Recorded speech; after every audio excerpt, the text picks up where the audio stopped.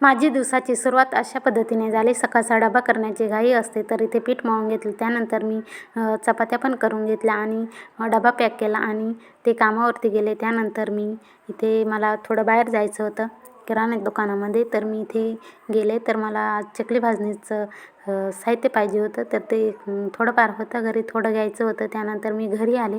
त्यानंतर तांदूळ स्वच्छ पाण्याने धुवून घेतले आणि सुती कपड्यावरती वाळू घातले. त्यानंतर मूग डाळ आणि उडदाची डाळ ती पण मिक्स करून धुतून घेतली आणि ती पण आता कॉटनच्या कपड्यावरती छान प्रकारे आपल्याला फॅनखाली 2 ते 2.5 तास वाळून घ्यायची आहे. उन्हात अजिबात घालायची नाही. त्यानंतर मी हे साहित्य सगळं वाळून घेतल्यानंतर आता मला हे सगळं थोडं थोडं भाजायचं होतं, तर त्यासाठी मी ते सगळं साहित्य घेतलेलं आहे. त्यानंतर बघू शकता इथे माझं छान प्रकारे भाजून झालेलं आहे. तर सगळ्या गोष्टी मी छान प्रकारे मंद आचेवरच भाजून घेतलेल्या आहेत.